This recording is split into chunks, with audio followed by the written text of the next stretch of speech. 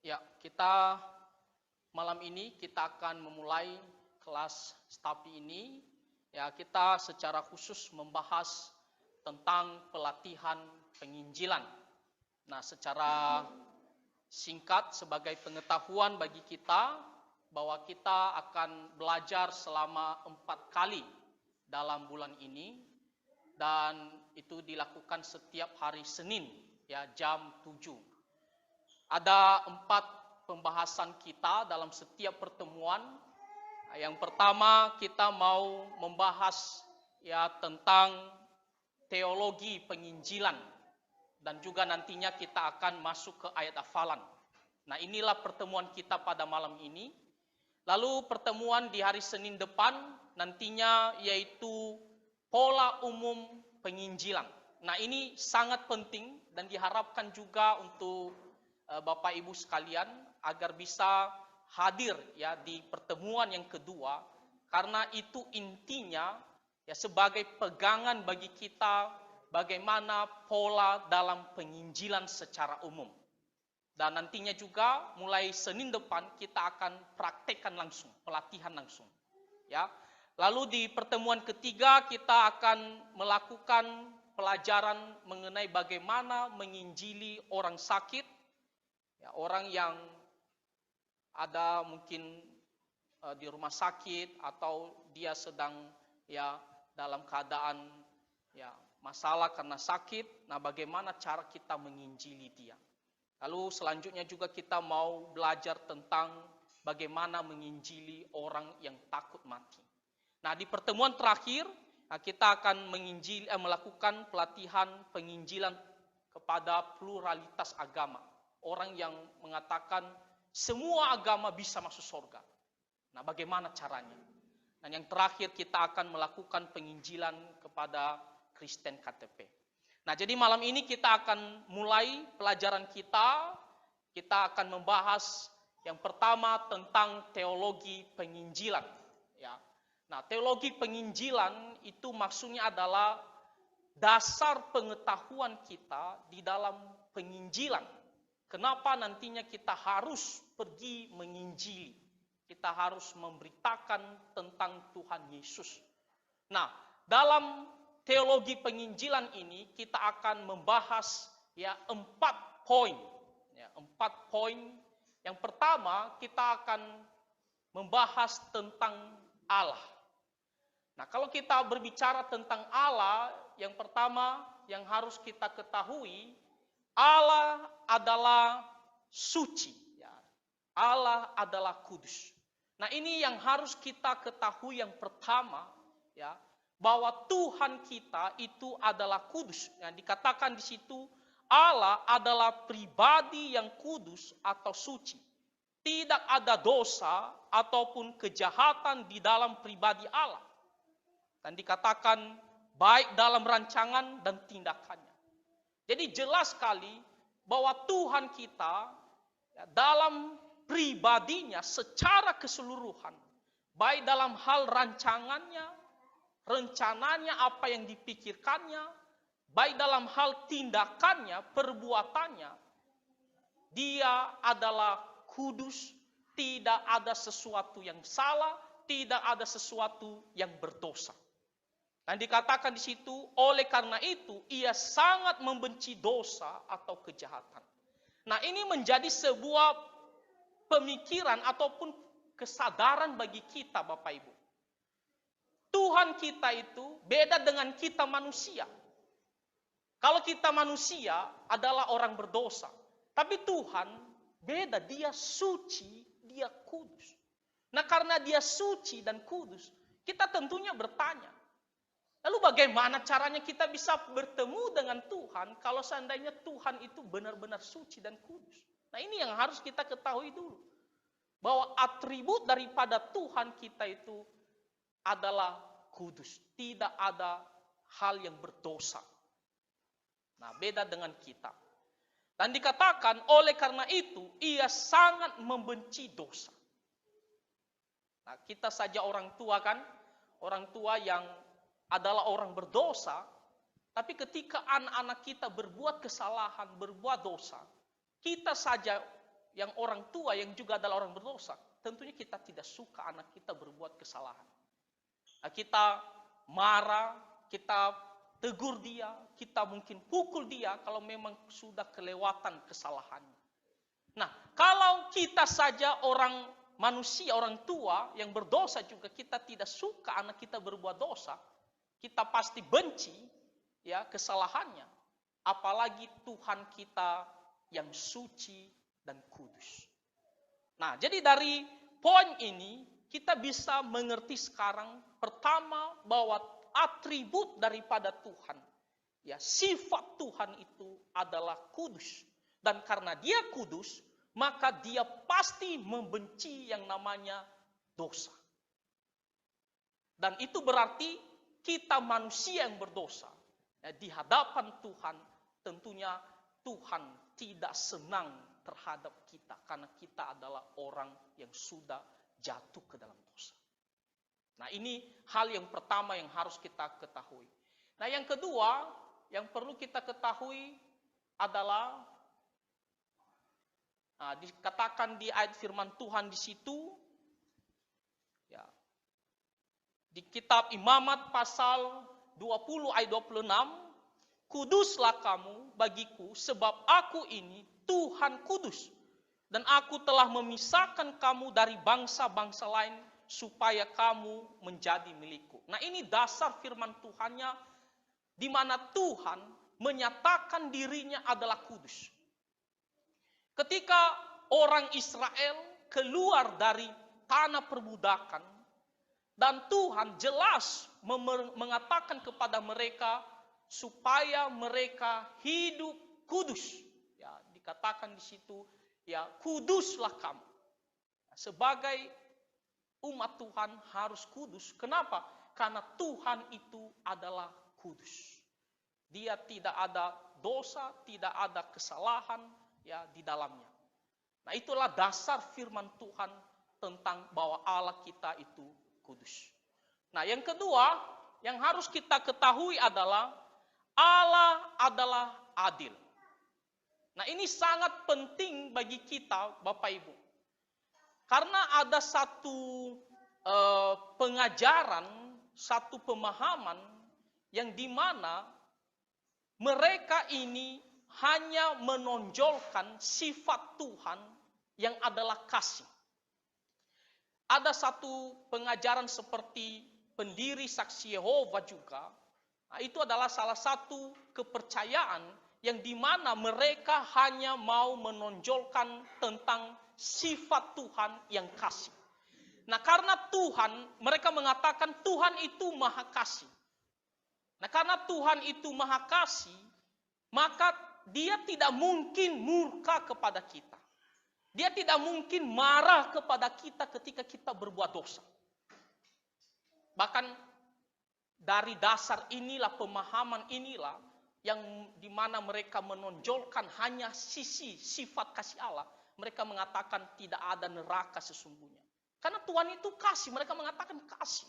Tidak mungkin dia akan murka, dia akan menghukum manusia. Ada satu video yang saya tonton, seorang pendeta, dia bilang begini, Tuhan itu sayang sama kamu, Tuhan itu penuh kasih, penuh kemurahan. Dia tidak akan melihat dosa kamu, dia tidak akan pernah marah sama kamu, dia tidak akan menghukum kamu. Nah, orang-orang yang seperti ini adalah orang-orang yang tidak melihat sisi sifat Tuhan yang satu, yaitu Allah itu adil. Jadi Tuhan itu tidak hanya kasih, tapi dia juga adalah Allah yang adil. Dikatakan di situ, ya, Tuhan adalah adil dalam setiap tindakannya. Adil artinya apa?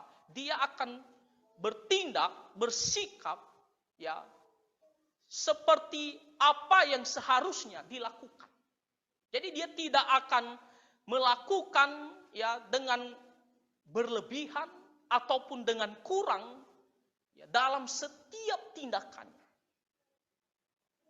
Nah, karena dia adalah Allah yang adil, maka itu berarti kita orang-orang berdosa, ya, kita akan mendapatkan setimpal daripada perbuatan kita. Tuhan tidak akan mengatakan, oke, kamu sudah berbuat dosa, maka saya abaikan saja dosa kamu. Oh, tidak masalah, saya tutup mata. Bukan, karena dia adalah adil. Dia akan melakukan terhadap kita setimpal apa yang kita lakukan. Jadi bukan hanya karena dia kasih lalu dia biarkan yang namanya keadilan. Bukan. Tapi ketika dia melakukan sesuatu, ya, dikatakan dia bertindak dengan benar sesuai dengan apa yang seharusnya dilakukan. Nah, dikatakan oleh karena itu ia akan menghukum kita orang berdosa setimpal dengan perbuatan kita. Nah, ini yang harus kita mengerti. Hal yang kedua tentang Tuhan. Bahwa Allah itu adil. Dia tidak mungkin mengatakan, oke, semua manusia berdosa tidak masalah, saya tutup mata semua terhadap dosa kalian bisa masuk surga. Tidak. Ya, karena dia adil, dia akan memberikan ya ganjaran sesuai dengan apa yang kita lakukan. Dasar firman Tuhannya di situ di Mazmur pasal 119 ayat 137. Nah, di situ dikatakan, Engkau adil, ya Tuhan, dan hukum-hukum-Mu benar. Tuhan itu adil, tidak berat sebelah, dia tidak bertindak melebihi, dia juga tidak bertindak kurang.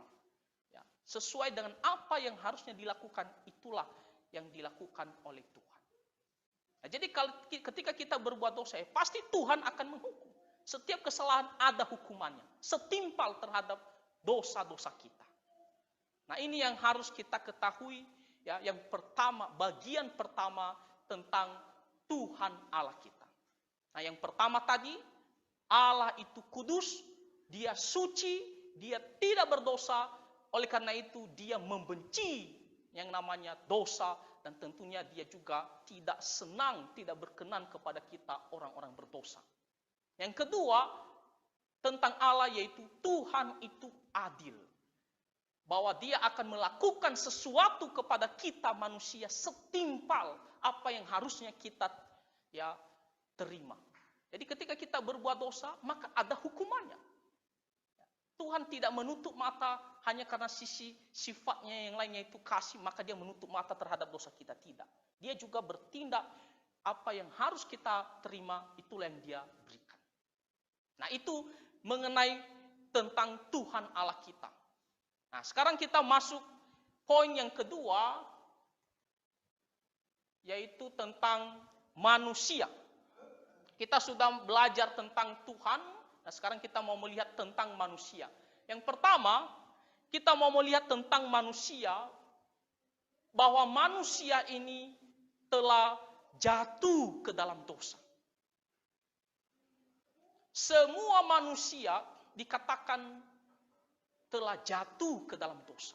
Tidak ada orang yang mengatakan bahwa dia bisa mengklaim dia adalah orang benar atau orang kudus. Semua manusia telah jatuh ke dalam dosa. Nah, pertama-tama kalau kita melihat cerita ya di dalam Alkitab bagaimana manusia jatuh ke dalam dosa, yaitu ketika Adam dan Hawa ya pada mulanya diciptakan dalam keadaan kudus. Saya rasa kita mengetahui semua cerita ya tentang Adam dan Hawa ya, di kitab Kejadian ya pasal 3 secara khususnya. Bagaimana Tuhan awalnya menciptakan Adam dan Hawa dalam keadaan suci, kudus. Makanya ketika Adam dan Hawa bertemu dengan Tuhan, itu tidak ada pembatasnya. Ya, mereka bisa bersekutu. Ya, tidak ada yang menjadi pemisahan atau halangan. Karena Adam dan Hawa pada saat itu masih suci dan kudus. Nah, tetapi kalau kita membaca kitab Kejadian pasal 3, kan kita belajar bagaimana Tuhan memberikan perintah kepada Adam dan Hawa supaya tidak makan buah pengetahuan tentang yang baik dan yang jahat. Nah, itu sebagai ujian bagi mereka.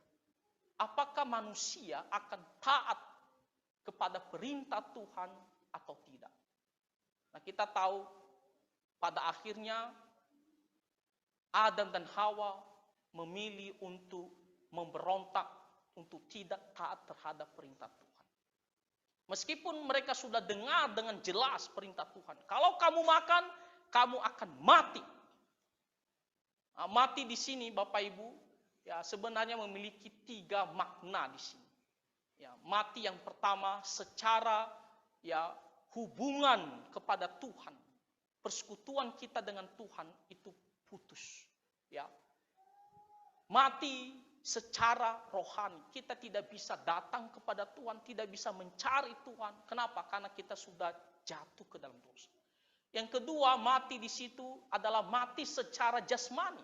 Manusia pada akhirnya akan mati secara jasmani. Dan itulah kita sekarang, sehebat apapun kita minum obat, kita jaga kesehatan, kita akan mati pada akhirnya. Yang terakhir, akan mati secara kekal, binasa di dalam penghukuman yang kekal.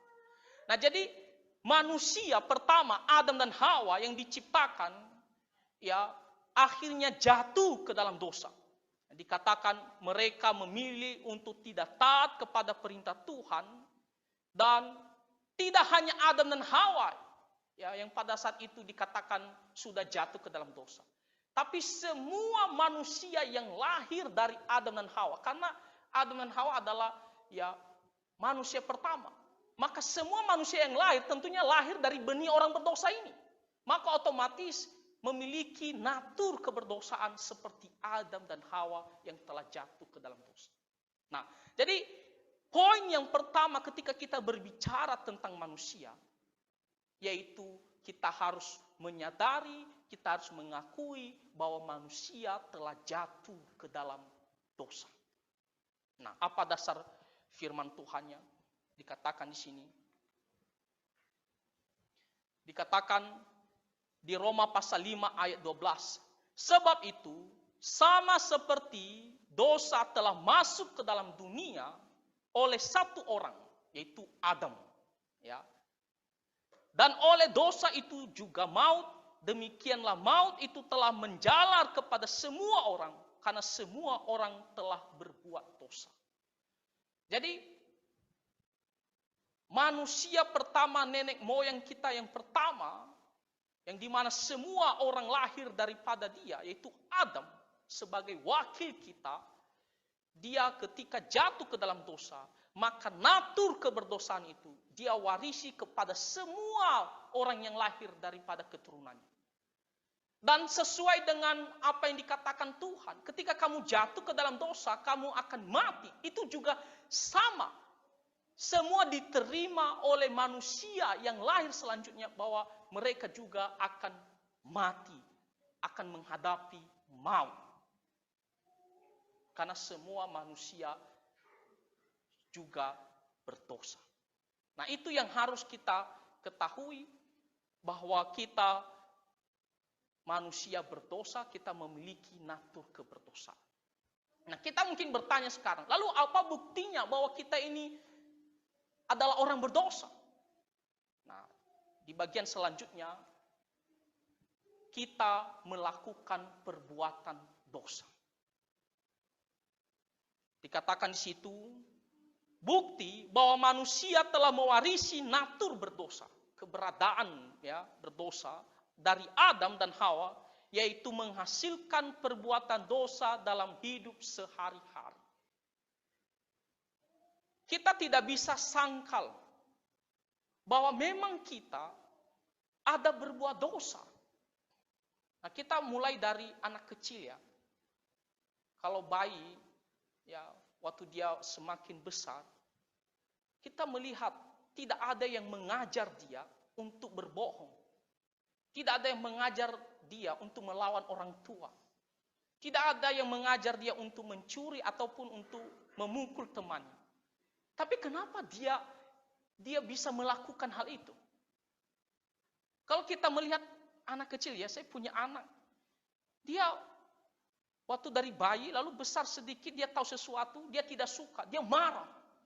Ya, pernah satu kali ya dia suka ambil headset saya, lalu dia suka putusin headset. Lalu saya ambil dari tangannya, dia juga marah dan kami tarik-tarikan headset itu.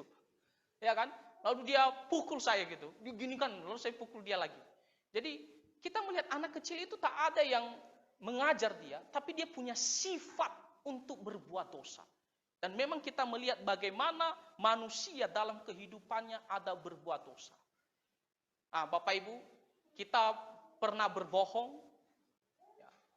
Manusia pernah berbohong. Kita mungkin pernah mencuri. Kita mungkin pernah dengki sama seseorang. Kita mungkin pernah berantem. Kita pernah melawan orang tua. Waktu kita kecil, kita pernah melawan orang tua. Kita tidak mencari Tuhan, tidak beribadah kepada Tuhan. Kita pernah melalaikan ibadah kepada Tuhan. Nah, ini semua bukti bahwa kita ini adalah orang berdosa, yaitu kita sudah melakukan perbuatan-perbuatan yang melanggar perintah Tuhan. Apa dikatakan firman Tuhan? Ya, di kitab Roma pasal 3 ayat 23. Karena semua orang telah berbuat dosa. Semua orang. Jadi mulai dari Adam sampai manusia terakhir, kita semua manusia adalah orang berdosa. Telah berbuat salah sepanjang hidup kita. Nah, mungkin kalau kita hitung-hitung sudah berapa banyak dosa yang kita lakukan, kita sudah tidak ingat lagi. Makanya kita tidak bisa mengklaim, mengatakan, saya orang baik. Kenapa? Karena saya sudah melakukan banyak perbuatan baik. Coba kita ingat, sudah berapa banyak dosa yang kita pernah lakukan? Kita jauh lebih banyak melakukan kesalahan dalam hidup kita. Ketika kita berbohong, itu adalah bukti bahwa kita sudah melanggar perintah Tuhan.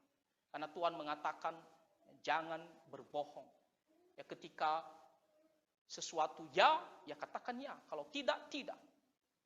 Jadi ketika kita tidak berkata jujur, kita sudah berbohong, kita sudah melanggar perintah Tuhan. Dan itu adalah bukti bahwa kita adalah orang berdosa, telah berbuat dosa.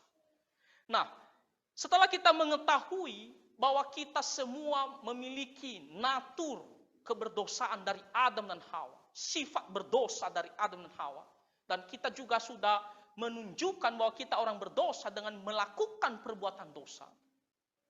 Nah, selanjutnya adalah, lalu apakah ada hukuman terhadap setiap dosa kita?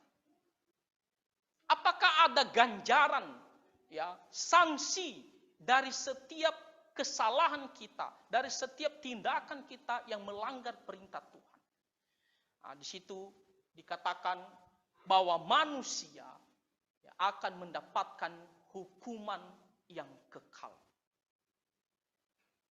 Suatu ganjaran, sanksi, dan dikatakan di sini bukan hanya sekedar ganjaran biasa saja.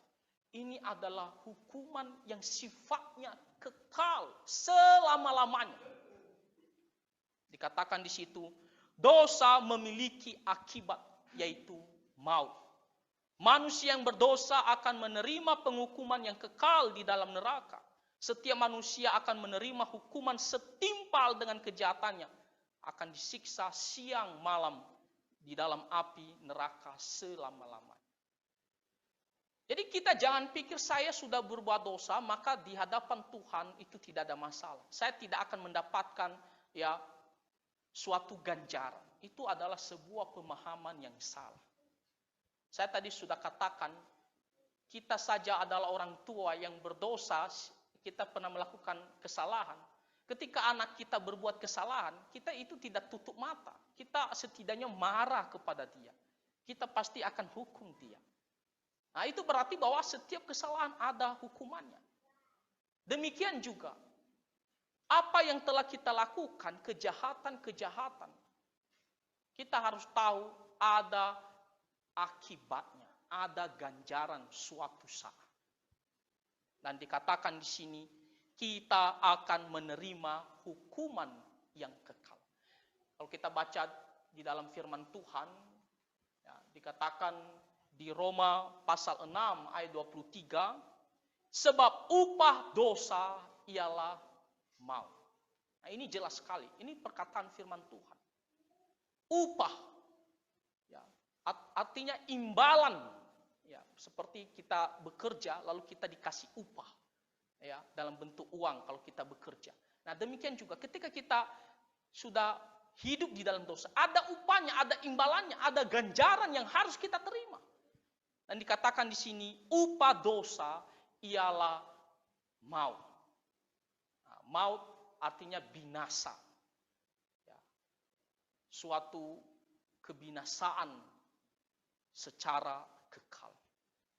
Jadi ujung daripada kita orang berdosa akan menuju ke dalam neraka penghukuman yang kekal. Nah, kita hidup di dunia ini hanya berapa puluh tahun, mungkin 100 tahun lebih. Tapi setelah itu kita akan menghadap Tuhan. Kita akan kembali menghadap Tuhan, dan disitulah Tuhan akan menghakimi kita. Dan disitulah Tuhan akan menjatuhkan hukuman bagi kita. Nah, di dalam neraka selama-lamanya. Tidak ada suatu, ya, kesempatan untuk bisa lepas dari sana. Nah, kalau kita melihat hal ini tentunya itu begitu mengerikan, Bapak Ibu. Begitu menakutkan.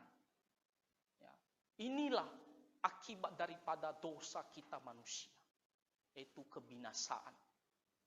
Nah, jadi setelah kita mengetahui bahwa kita adalah orang berdosa dan kita telah berbuat dosa, dan setiap dosa ada akibatnya, yaitu penghukuman yang kekal.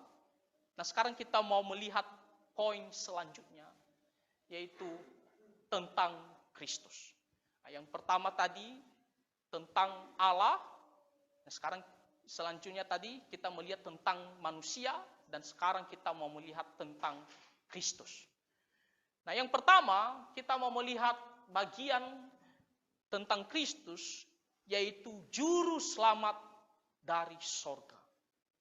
Nah, karena kita pasti dihukum oleh Tuhan, tentunya kita membutuhkan seorang juru selamat, ya, yang bisa melepaskan kita dari belenggu dosa dan penghukuman yang kekal. Nah, Kristus dikatakan di sini juru selamat dari sorga. Allah mengutus anaknya yang tunggal, yaitu Tuhan Yesus Kristus dari sorga, untuk datang ke dalam dunia demi mencari dan menyelamatkan kita orang-orang berdosa. Dikatakan Bapa mengutus anaknya. Jadi Tuhan Yesus itu dari sorga datang ke dalam dunia. Dia adalah Allah. Dia datang ke dalam dunia untuk menyelamatkan kita. Karena kita tidak bisa menyelamatkan diri sendiri, kita tidak bisa membebaskan diri dari penghukuman yang akan datang. Apapun usaha kita, maka satu-satunya jalan, Tuhan datang langsung dari sorga. Sang pencipta kita datang untuk menyelamatkan kita. Karena kita tak bisa mencari Tuhan, maka Tuhan yang mencari kita. Dikatakan Dia berasal dari sorga. Jadi Tuhan Yesus itu bukan manusia biasa, ya. Bukan seperti perkataan orang dia hanya nabi biasa, ya. Ataupun hanya utusan biasa saja. Dikatakan dari sorga. Ya, dia datang ke dalam dunia. Nah, firman Tuhan di kitab Injil Yohanes pasal 6 ayat 51. Ini perkataan Tuhan Yesus langsung. Nah, apa kata Tuhan Yesus? Akulah roti hidup yang telah turun dari sorga. Jikalau seorang makan dari roti ini, ia akan hidup selama-lamanya, dan roti yang kuberikan itu ialah dagingku yang akan kuberikan untuk hidup dunia. Nah, kalau kita melihat di situ sedang berbicara tentang bagaimana Tuhan Allah yang memelihara kehidupan orang Israel di zaman Musa, terutama waktu mereka berada di padang gurun, yaitu dengan memberikan mana, ya, sehingga mereka punya roti untuk mereka makan sehari-hari. Nah, dari konteks inilah Tuhan Yesus mengatakan, akulah roti hidup yang telah turun dari sorga. Kalau mana yang diberikan Tuhan kepada orang Israel itu hanya sementara. Ya, mereka makan sebentar, lapar, dan mereka tidak bisa bertahan hidup selamanya juga. Mereka pada akhirnya akan mati. Itu hanya secara makanan daging kita manusia, ya, makanan jasmani. Tapi Tuhan Yesus mengatakan, akulah roti hidup yang akan memberikan, ya, kehidupan bagi jiwa kita.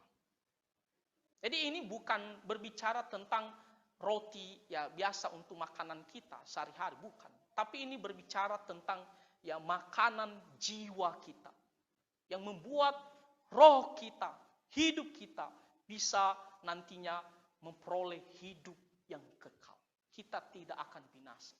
Dan di sini dikatakan roti hidup yang telah turun dari surga. Dari mana asal Tuhan Yesus? Dikatakan dia turun dari surga. Jadi bukan baru ada ketika dia lahir ke dalam dunia. Nah, itu harus kita pahami dengan baik. Dia itu sudah ada sebelum dia lahir ke dalam dunia. Dia sudah ada di surga. Dan dia datang ke dalam dunia. Nah, dikatakan kalau seseorang makan dari roti ini hanya sebagai kiasan, ya, roti itu, ya, untuk makanan supaya kita bisa bertahan hidup dalam dunia ini, ya. Nah, tapi ini berbicara tentang rohani kita. Ya, ketika kita menerima Tuhan Yesus, bukan makan secara literal, ya. Ini bukan makan secara hurufiah, tapi maksudnya adalah ketika kita menerima Tuhan Yesus Kristus, bahwa Dia adalah juru selamat kita. Nah, dikatakan di sini, Ia akan hidup selama-lamanya. Kalau tadi tentang manusia dikatakan dia akan menghadapi maut, ya, dia akan binasa selama-lamanya. Tapi Tuhan Yesus datang ke dunia, dia adalah juru selamat kita yang akan memberikan kita hidup selama-lamanya. Jadi kebalikannya. Ya. Jadi kalau kita menerima Tuhan Yesus, dikatakan kita akan memperoleh, ya, hidup selama-lamanya. Nah, dikatakan Tuhan Yesus itu turun dari surga. Nah, lalu apa yang dilakukan Tuhan Yesus kepada kita? Sehingga Tuhan Yesus bisa memberikan kita kehidupan yang kekal. Sehingga dosa kita itu bisa diampuni. Dan kita sebaliknya memperoleh hidup yang kekal. Nah, dikatakan di bagian selanjutnya, Tuhan Yesus menebus kita di atas kayu salib. Tuhan Yesus menyerahkan dirinya untuk menderita dan mati di atas kayu salib demi menebus dosa-dosa manusia. Nah, ia memikul segala kejahatan kita di atas kayu salib. Kematiannya di atas kayu salib menggantikan kita dari penghukuman karena dosa. Ada banyak orang yang mengatakan, kenapa Tuhan Yesus mati disalibkan? Bahkan ada yang menyerang, dia kan Tuhan. Katanya Allah. Tapi kenapa dia mati di atas kayu salib? Lalu ada juga yang mengatakan, kalau memang dia adalah Tuhan, dia mau menyelamatkan manusia, dia tak perlu mati di atas kayu salib. Dia hanya bilang, udah dosa kalian dihapuskan, sudah selesai. Tapi kenapa dia harus mati di atas kayu salib? Nah, di sini dikatakan, dia mati untuk menebus dosa-dosa kita. Memang tujuan Tuhan Yesus datang untuk mati menggantikan kita. Nah, jadi begini Bapak Ibu. Dosa kita harusnya kita yang tanggung. Kita yang harus menderita dan mati dihukum karena dosa kita. Tapi Tuhan Yesus, dia datang mati untuk apa? Menggantikan kita. Jadi Tuhan Yesus menanggung segala hukuman atas dosa-dosa kita. Dikatakan dia pikul semua kejahatan kita. Dan hukuman terhadap dosa itu ditimpakan kepadanya. Sehingga waktu Tuhan Yesus mati menggantikan kita, maka otomatis kita dianggap bebas. Kita tidak lagi menanggung hukuman dosa kita itu. Nah, kalau kita melihat prinsip ini, sebenarnya Tuhan sudah kasih tahu di perjanjian lama. ya sudah memberikan indikasi seperti demikian. Dari mana kita tahu? Kalau kita baca di kitab Imamat misalnya, Perjanjian Lama, itu Tuhan mengatakan kepada orang Israel, ketika kamu berbuat dosa, apa yang harus kamu lakukan? Kamu harus membawa anak domba, kamu harus sembelih dia, darahnya tercurah, kamu harus persembahkan sebagai penebus dosamu, sebagai penebus salam. Nah ini maksudnya apa? Jadi orang Israel ketika mereka berbuat dosa, maka supaya dosa mereka itu tidak mereka tanggung hukumannya, supaya Tuhan tidak bunuh mereka, tidak hukum mereka, maka ada istilahnya pengganti, ya, yang menggantikan. Nah itulah kenapa orang Israel harus membawa anak domba. Jadi kalau kita melihat ya bagaimana anak domba itu disembeli, ya itu orang Israel yang berbuat kesalahan itu yang akan mempersembahkan anak domba itu tangannya harus tumpangkan di atas anak domba tersebut. Barulah habis itu disembeli. Maksudnya apa? Jadi itu memberikan pengetahuan bahwa dosanya bukan dia yang tanggung tapi ditanggung oleh anak domba ini. Dan setelah disembeli darahnya tercurah lalu dipersembahkan kepada Tuhan. Nah ini prinsipnya sebenarnya sudah dikasih tahu di Perjanjian Lama. Dan itulah yang dilakukan Tuhan Yesus bagi kita. Jadi kita yang harus tanggung hukuman kita. Tapi Tuhan Yesus dia mati untuk menggantikan kita. Nah itulah jawaban kenapa Tuhan Yesus harus mati di atas kayu salib. Jadi kita jangan mengatakan dia kan Tuhan, kenapa bisa mati? Karena memang dia datang menjadi manusia untuk menggantikan kita. Dikatakan di firman Tuhan, di Roma pasal 5 ayat 8, akan tetapi Allah menunjukkan kasih-Nya kepada kita oleh karena Kristus telah mati untuk kita ketika kita masih berdosa. Jadi satu sisi Tuhan itu adil. Tapi satu sisi juga Tuhan itu penuh kasih kepada kita. Maka Tuhan tidak hanya mengatakan aku adalah Allah maha pengasih dan maha penyayang. Kita sering mendengar perkataan demikian. Tapi ada bukti bahwa Tuhan itu benar-benar mengasihi kita Bapak Ibu. Ajaran ini kita hanya bisa menemukan di dalam kekristenan. Kita tidak bisa menemukan di tempat lain. Di tempat lain hanya bisa mengklaim Allah itu maha pengasih dan penyayang. Tapi apa bukti bahwa Tuhan mengasihi kita? Orang mengatakan, dia kan memelihara saya. Ateis pun mengatakan, saya bisa hidup, saya bisa makan, bahkan saya lebih kaya daripada kamu. Tapi apa bukti khusus benar-benar kita bisa rasakan bahwa Tuhan benar-benar mengasihi kita? Dikatakan, Allah menunjukkan kasih-Nya kepada kita, yaitu Kristus mati untuk kita. Jadi, itulah kenapa Tuhan Yesus mau mati di atas kayu salib. Karena dia mengasihi kita, dia menggantikan kita. Dikatakan di Yesaya 53, bukan karena kesalahannya, tapi karena kejahatan kita. Lalu dia pikul, dia tanggung, karena dia mengasihi kita. Nah, jadi dikatakan di sana, Tuhan Yesus Kristus mati untuk kita ketika kita masih berdosa. Ya, jadi dia menebus dosa-dosa kita. Nah selanjutnya kita mau melihat ketika Tuhan Yesus sudah mati bagi kita, apa yang terjadi selanjutnya kepada Tuhan Yesus?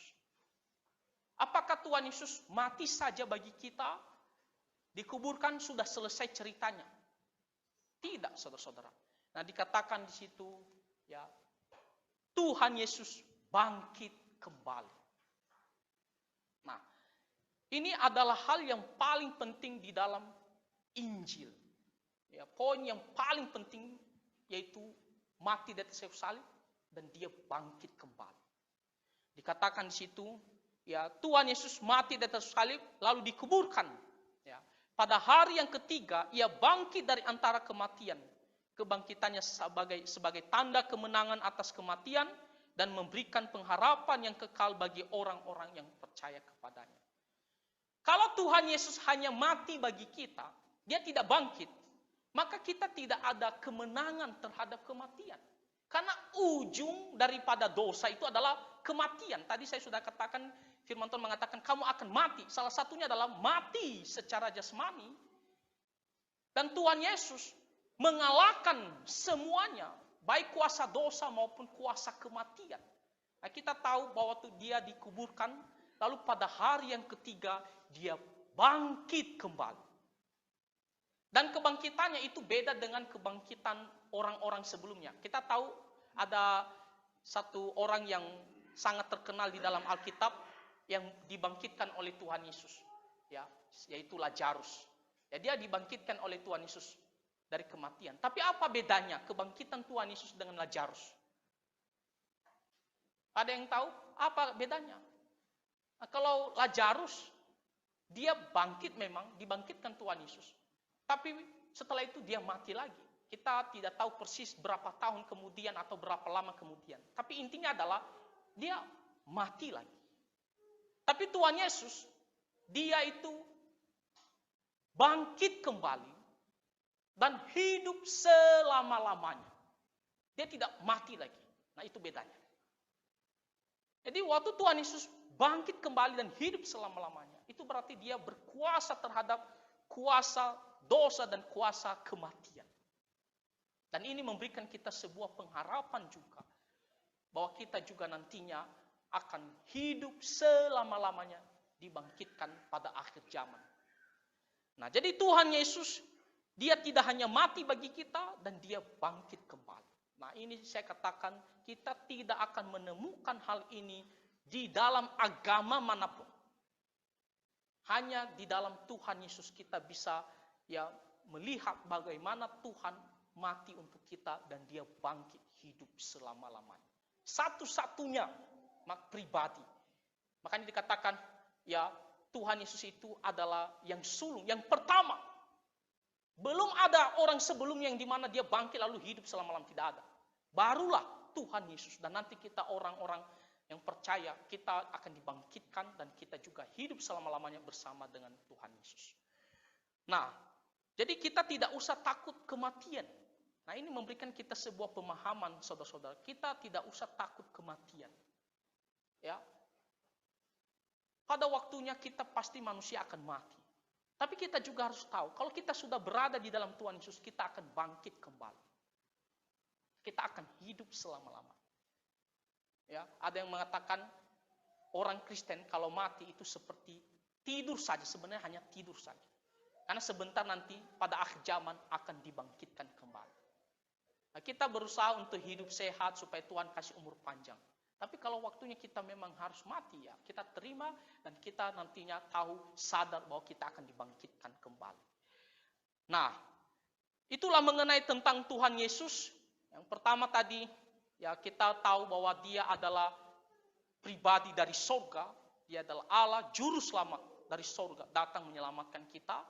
Lalu kita mengetahui bagaimana Tuhan yang mati di atas kayu salib demi kita, lalu dia bangkit kembali. Nah, itu mengenai Tuhan Yesus Kristus. Nah, sekarang kita mau melihat tentang keselamatan. Ya. Sebelumnya, lanjut ayat selanjutnya. Oke, bagian keempat tentang keselamatan. Lalu bagaimana caranya supaya manusia bisa diselamatkan? Apa yang harus kita lakukan, Bapak Ibu?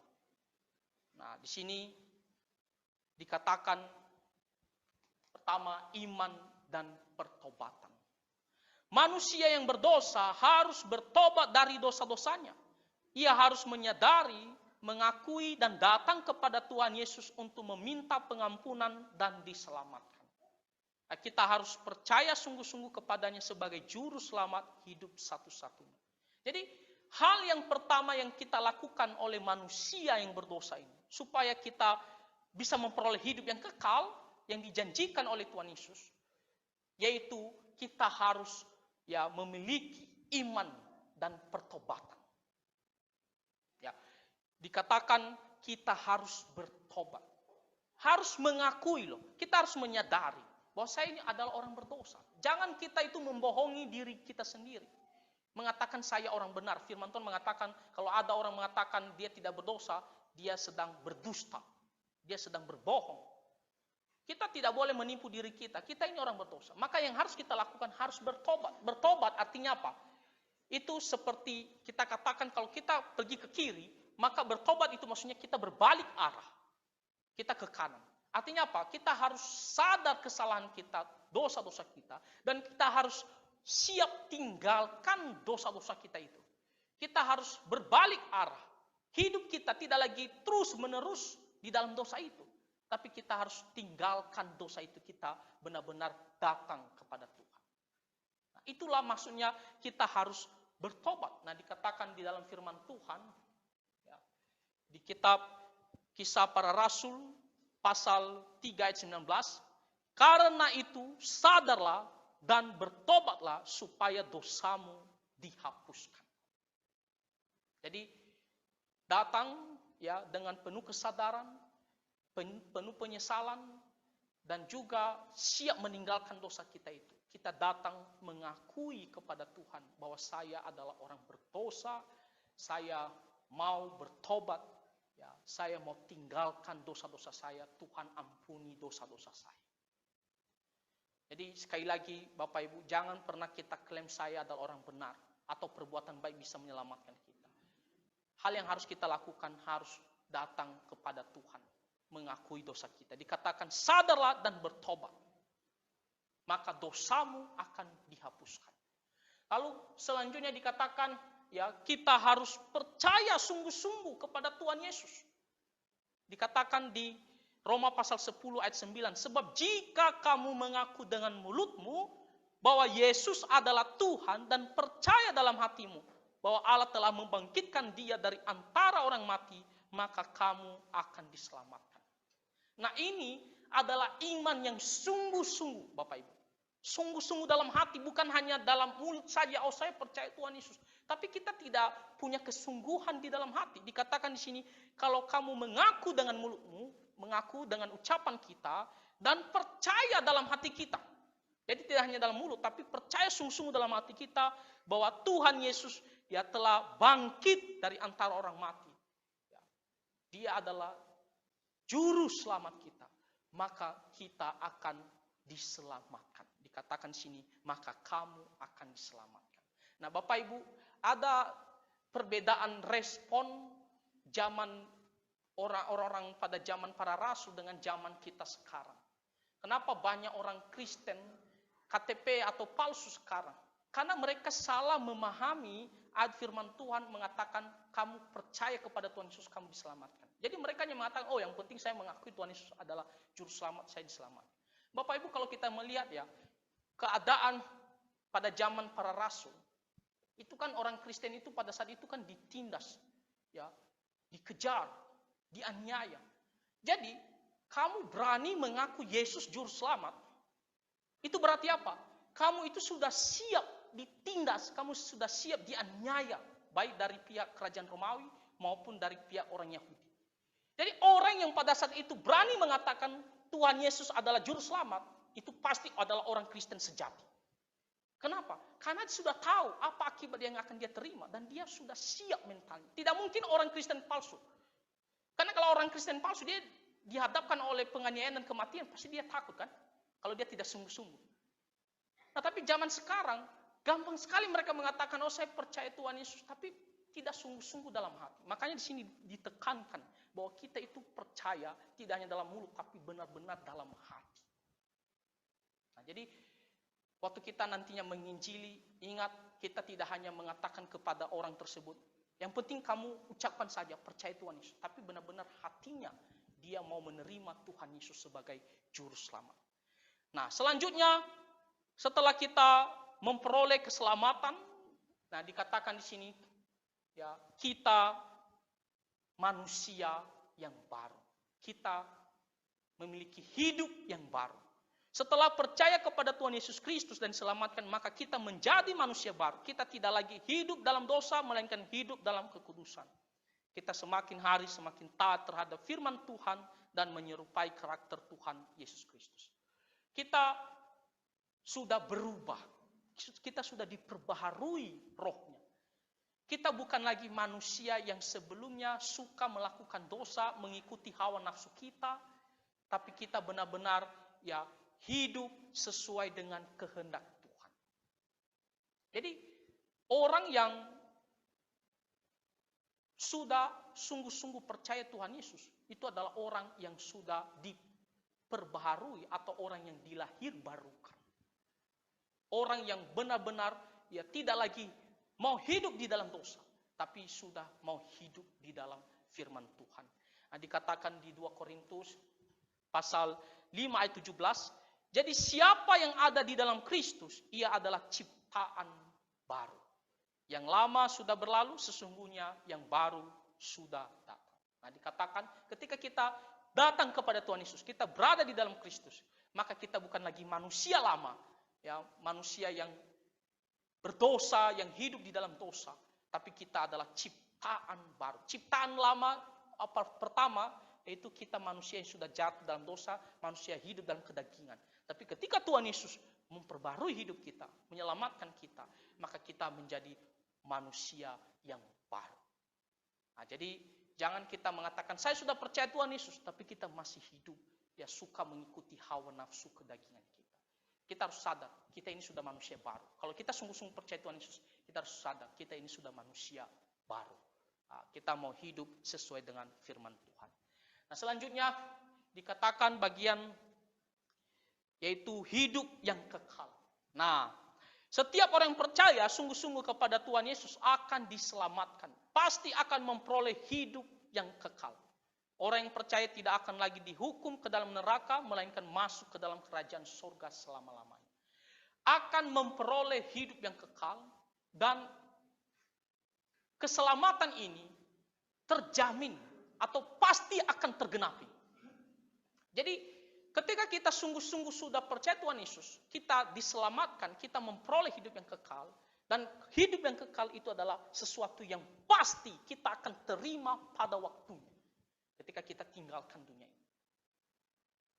Apa kata firman Tuhan di Yohanes pasal 10 ayat 28. Nah, ini adalah perkataan Tuhan Yesus. Ayat firman Tuhan ini saya sangat suka ayat firman Tuhan ini.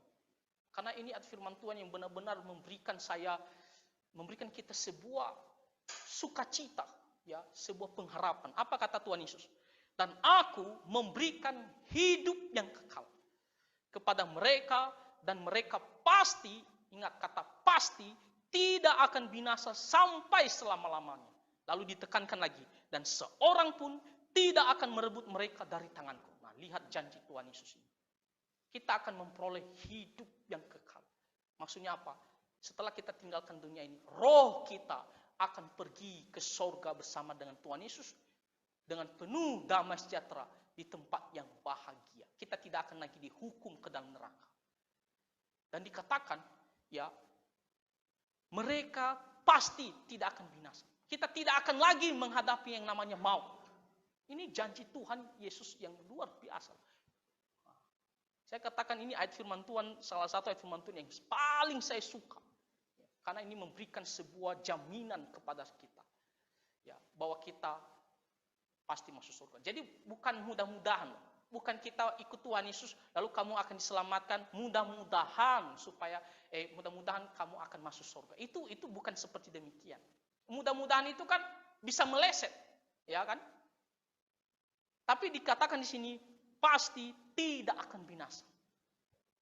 Dan dikatakan tidak ada seorang pun yang bisa merebut kita dari tangan Tuhan Yesus.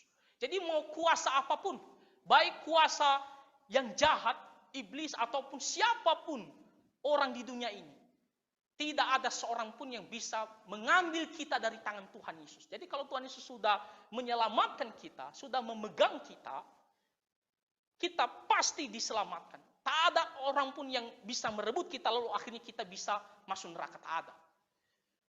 Makanya kita percaya sekali selamat tetap selamat. Ini doktrin, ya, yang sangat penting di 5 pokok ajaran Calvinis bagian terakhir, bahwa setiap orang Kristen ada jaminan bahwa pasti akan tergenapi keselamatannya. Jadi dikatakan di sini kita beroleh hidup yang kekal, kita pasti masuk surga. Tidak akan kita lepas dari tangan Tuhan Yesus. Nah, tidak hanya kita masuk sorga setelah kita tinggalkan dunia roh, kita pergi ke sorga. Lalu dikatakan di sini ada kebangkitan dan tubuh yang mulia. Nah, waktu kita nantinya tinggalkan dunia ini, roh kita ini pergi ke sorga bersama dengan Tuhan Yesus. Tapi ceritanya tidak hanya sampai di situ, Bapak Ibu. Pada waktunya ketika Tuhan Yesus datang kembali, ya, kita tidak tahu kapan Tuhan Yesus datang kembali. Waktu Tuhan Yesus datang kembali, Tuhan Yesus akan membangkitkan kita orang-orang percaya dan kita akan memperoleh tubuh yang mulia. Nah, tubuh yang mulia ya, di SGH kan, di Sunset Gospel Hour kita sedang membahas kemarin tentang ya kebangkitan tubuh. Nah, nanti Bapak Ibu bisa pergi ke YouTube. Kita punya gereja KP Batam, itu punya YouTube-nya. Pergi kita tonton di sana. Banyak pelajaran firman Tuhan.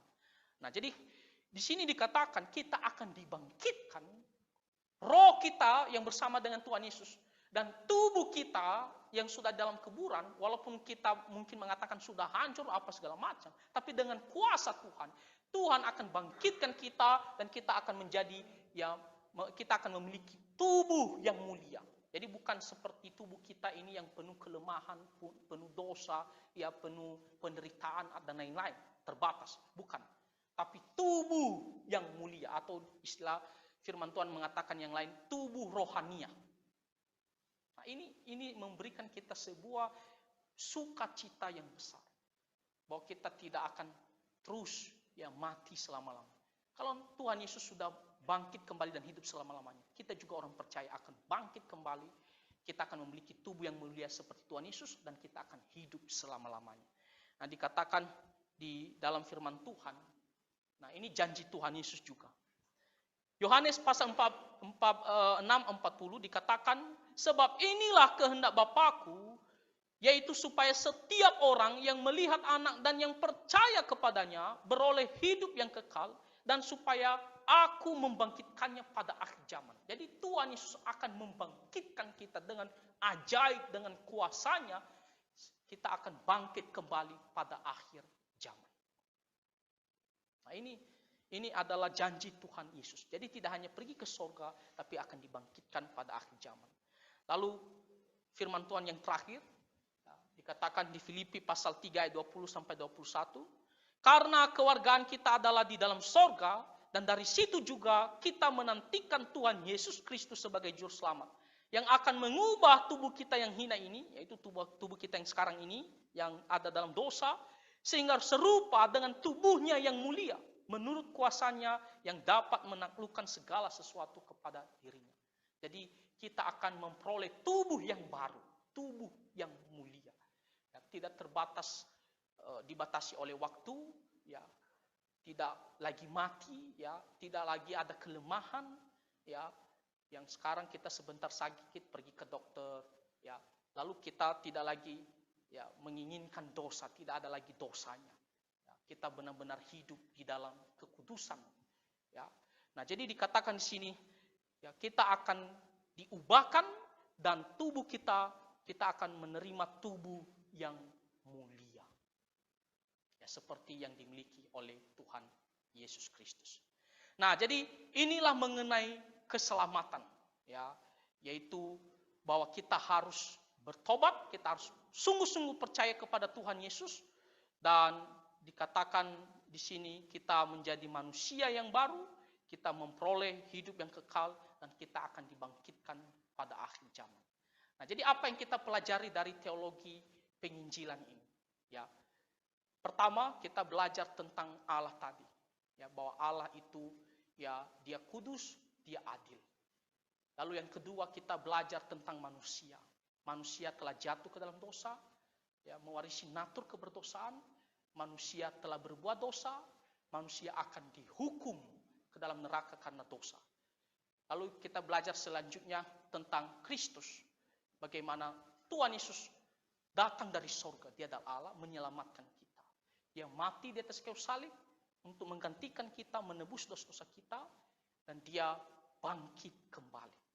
Ya, dan hidup selama-lamanya ada di surga di sekarang ini untuk menyediakan tempat bagi kita. Lalu selanjutnya kita belajar yang terakhir tadi, ya, tentang keselamatan. ya bahwa kita harus ya beriman dan bertobat. Kita harus ya dikatakan di sini ketika kita percaya, kita memperoleh hidup yang baru, kita akan memperoleh hidup yang kekal dan akan dibangkitkan pada akhir zaman. Nah, ini adalah dasar pengetahuan kita yang mengenai ya penginjilan. Ya. Dan hal ini juga bisa membantu kita nantinya waktu kita memberitakan Injil, ya, walaupun kita nanti punya patokan ayat-ayat ya setidaknya untuk kita pakai dalam penginjilan, tapi pengetahuan ini menjadi dasar bagi kita di dalam penginjilan. Oke, itu saja mengenai teologi penginjilan, dan setelah ini kita akan masuk ke ayat hafalan. Nah, ayat hafalan ini sangat penting. Tidak usah takut Bapak Ibu, hanya 5 saja ayatnya ya. Ya. Sebelumnya saya ada kasih banyak ya, tapi Pak Pendeta bilang, wah ini orang tua bagaimana mau menghafal. Saya rasa bukan hanya orang tua, saya pun yang masih muda bisa sulit juga. Jadi hanya 5 ayat saja. Ya kita hafal, ini sangat penting Bapak Ibu, karena nanti di pertemuan selanjutnya kita akan pelatihan dalam pola penginjilan umum. Inilah ayat-ayat patokan kita. Oke, jadi bagaimana kita mau pergi ke toilet dulu atau apa? Ya. Hah? Gimana Pak? Kita ke istirahat dulu sebentar Pak, atau kita langsung? Oh langsung, oke. Ya. Oke, sekarang kita mau melihat ayat hafalan kita, satu-satu kita hafal. Ya hanya 5 ayat saja. Ya, nanti kita hafal dulu. Oke, nah ini gampang kan? Singkat saja ini ayat hafalannya ya. Nah, di Roma pasal 3 ayat 23. Kita baca bersama-sama lah ya. Roma 3:23 isinya langsung 2, 3 ya. Karena semua orang telah berbuat dosa dan telah kehilangan kemuliaan Allah. Oke. Gampang kan? Kalau begitu kita hafal sebentar ya. Boleh ya? Nah, kita hafal.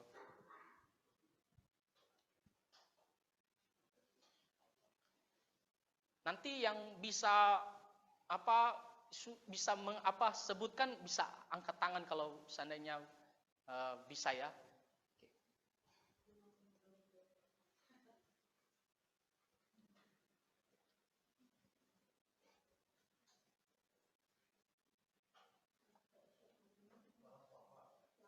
Langsung hafal Pak.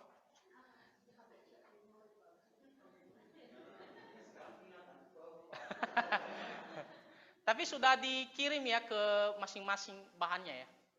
Oh belum ya Pak? Oh ya, itu nanti saya kirim lah ya. Nanti, iya nanti dimatikan, tenang. Jadi kita buka dulu, hafal dulu sebentar.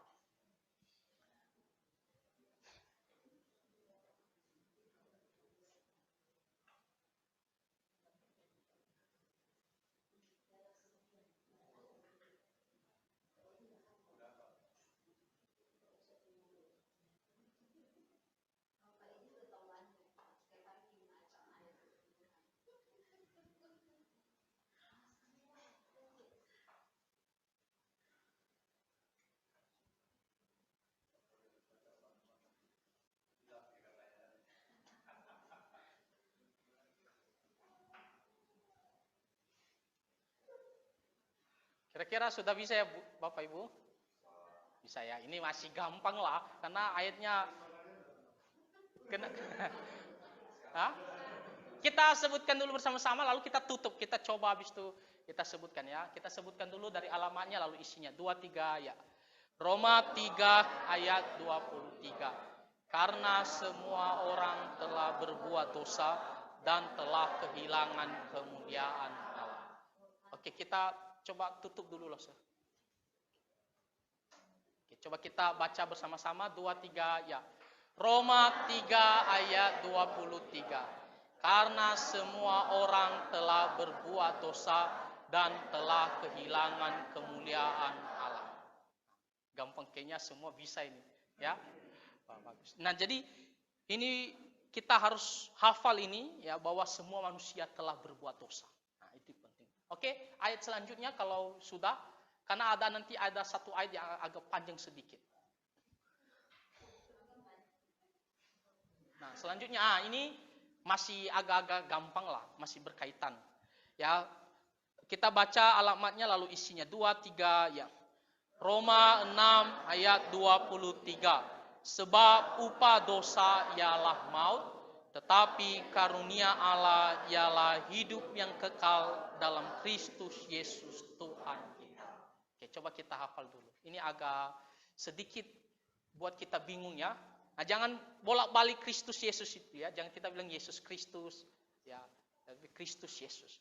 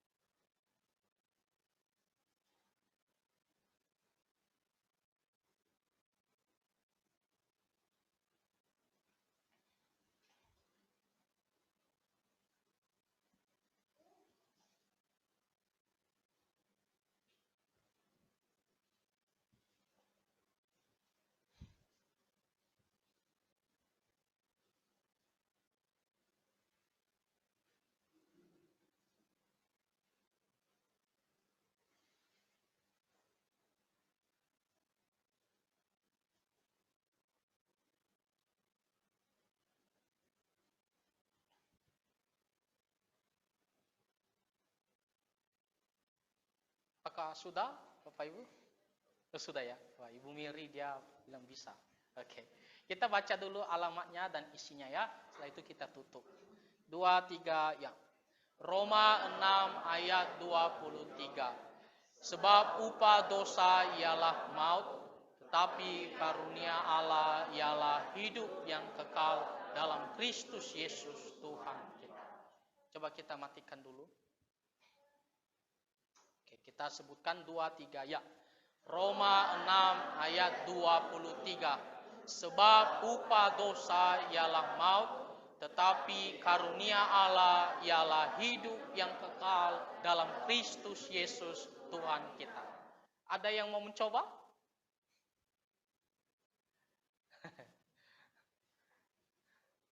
Oh, oke. Kalau gitu tapi kita hafal lah ya. Nah. Oh, coba yang pertama dan kedua dulu. Oke. Oke, kita coba yang pertama tadi itu Roma 3 ayat 23 itu mulai dari karena ya. Ya, jadi jangan salah. Oke. Kita mulai dari Roma 3:23. 2, 3 ya. Roma 3 ayat 23. Karena semua orang telah berbuat dosa dan telah kehilangan kemuliaan Allah. Lanjut, Roma 6 ayat 23. Sebab upah dosa ialah maut, tetapi karunia Allah ialah hidup yang kekal dalam Kristus Yesus Tuhan kita. Wah, sepertinya aman, masih mantap ya. Oke, kita lanjut. Ayat firman Tuhan ini walaupun agak panjang yang selanjutnya ini, tapi sangat familiar. Yohanes 3 ayat 16, kita baca bersama-sama. Yohanes 3 ayat 16. Karena begitu besar kasih Allah akan dunia ini, sehingga ia telah mengaruniakan anaknya yang tunggal, supaya setiap orang yang percaya kepadanya tidak binasa, melainkan beroleh hidup yang kekal. Ini gampang ini. Coba kita hafal dulu, siapa tahu ada lupa-lupa selama ini kan. Oh iya. Oh ada lagunya ya.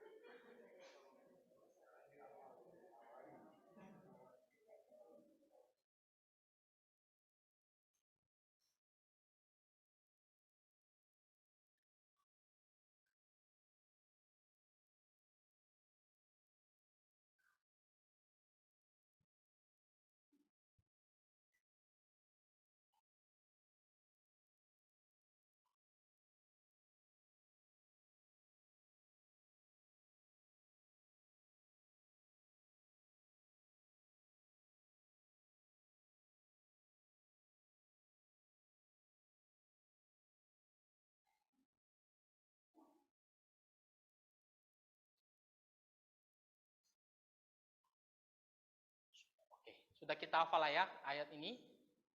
Kita baca, langsung kita tutup saja. Langsung tutup saja. Oke, 2, 3, ya. Yohanes 3 ayat 16. Karena begitu besar kasih Allah akan dunia ini, sehingga ia telah mengaruniakan anaknya yang tunggal, supaya setiap orang yang percaya kepadanya tidak binasa, melainkan beroleh hidup yang kekal. Wah, aman. Kita bisa ulang dari pertama tadi dulu? Oke. Wah, gampang semua bilang boleh. Oke. Dari Roma 3:23 ya, itu karena semua orang ya. Jadi jangan, sebenarnya kuncinya hafal kata pertamanya ya. Oke. Roma 3:23, 23 ya. Roma 3 ayat 23. Karena semua orang telah berbuat dosa dan telah kehilangan kemuliaan Allah. Lanjut. Roma 6 ayat 23. Sebab upah dosa ialah maut, tetapi karunia Allah ialah hidup yang kekal dalam Kristus Yesus Tuhan kita. Lanjut. Yohanes 3 ayat 16. Karena begitu besar kasih Allah akan dunia ini, sehingga ia telah mengaruniakan anaknya yang tunggal, supaya setiap orang yang percaya kepadanya tidak binasa, melainkan beroleh hidup yang kekal. Wah, tinggal 2. Aman ya. Tapi yang 2 ini kayaknya agak asing sama kita. Oke, lanjut. Nah,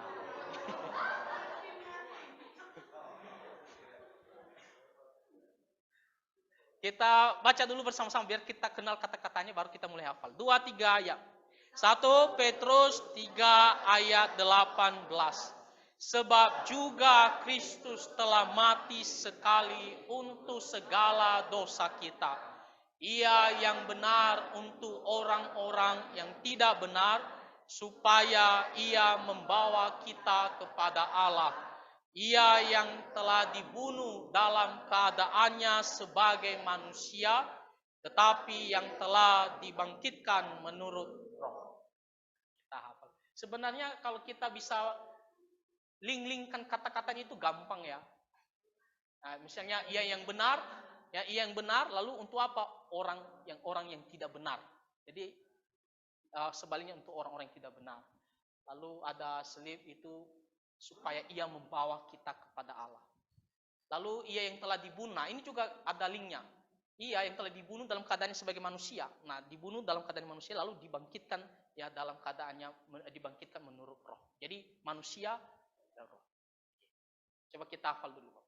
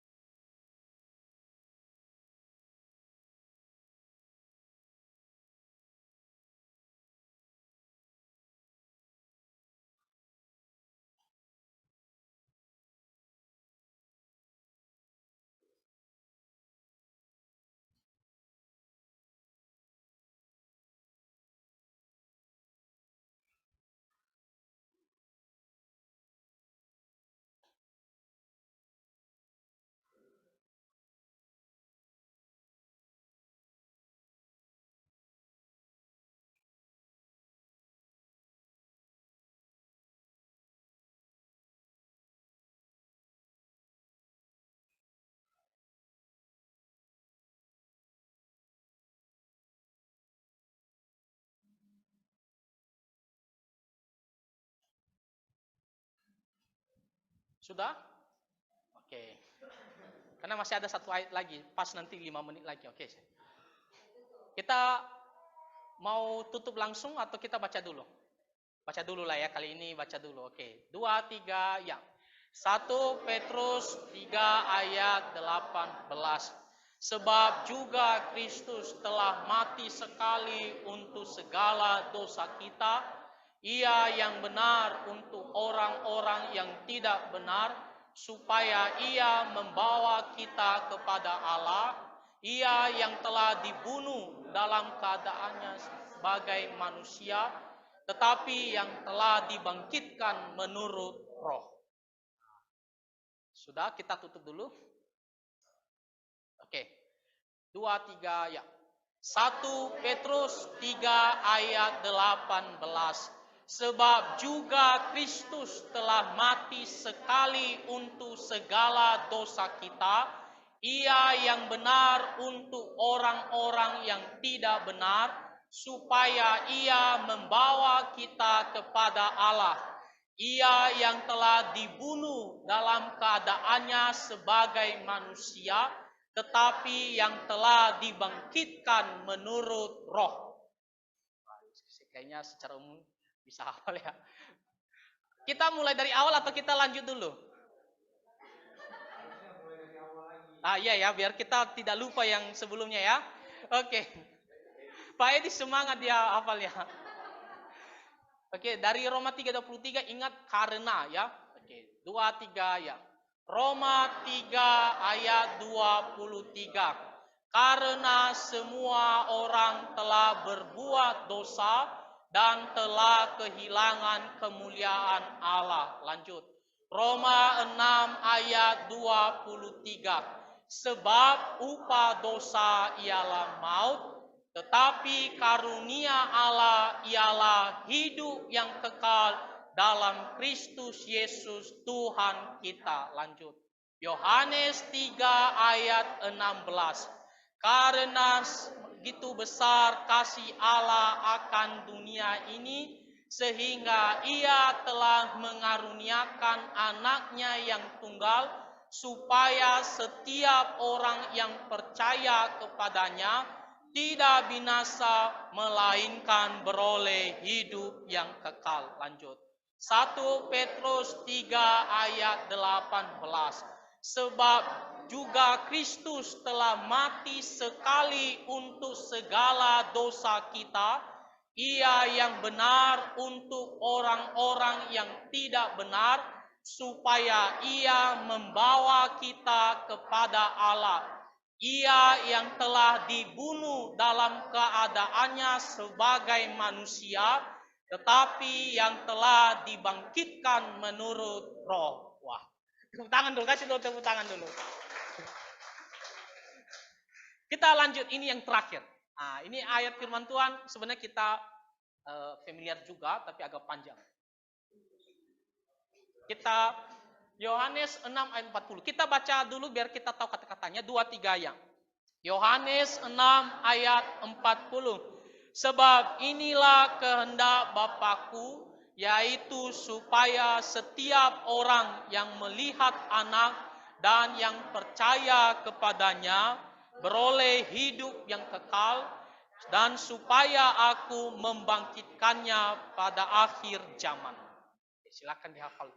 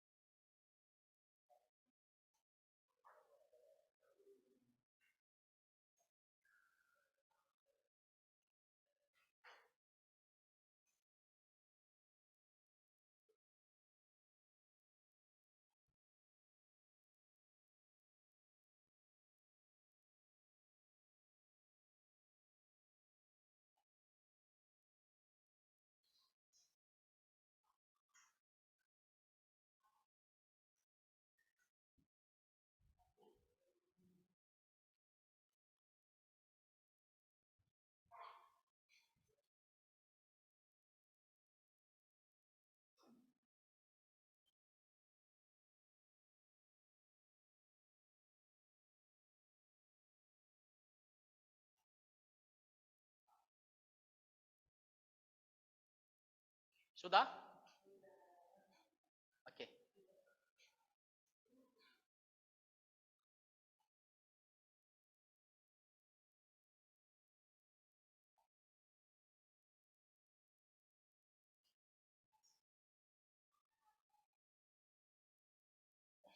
Oke, kalau sudah kita coba sebutkan bersama-sama, kita matikan saja langsung ya. Oke. 2, 3, ya. Yohanes 6 ayat 40. Sebab inilah kehendak Bapakku, yaitu supaya setiap orang yang melihat anak dan yang percaya kepadanya beroleh hidup yang kekal, dan supaya aku membangkitkannya pada akhir zaman. Gampang. Sekarang kita mau dari awal.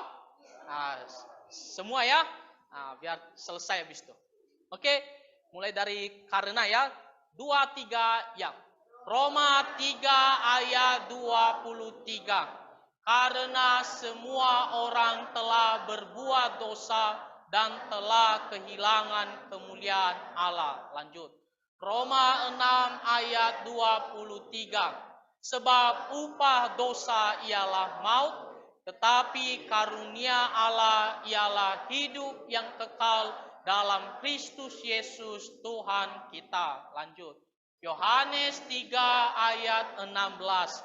Karena begitu besar kasih Allah akan dunia ini, sehingga ia telah mengaruniakan anaknya yang tunggal, supaya setiap orang yang percaya kepadanya beroleh tidak binasa, melainkan beroleh hidup yang kekal. Lanjut.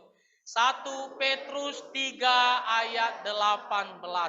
Sebab juga Kristus telah mati sekali untuk segala dosa kita, ia yang benar untuk orang-orang yang tidak benar, supaya ia membawa kita kepada Allah. Ia yang telah dibunuh dalam keadaannya sebagai manusia, tetapi yang telah dibangkitkan menurut roh. Lanjut.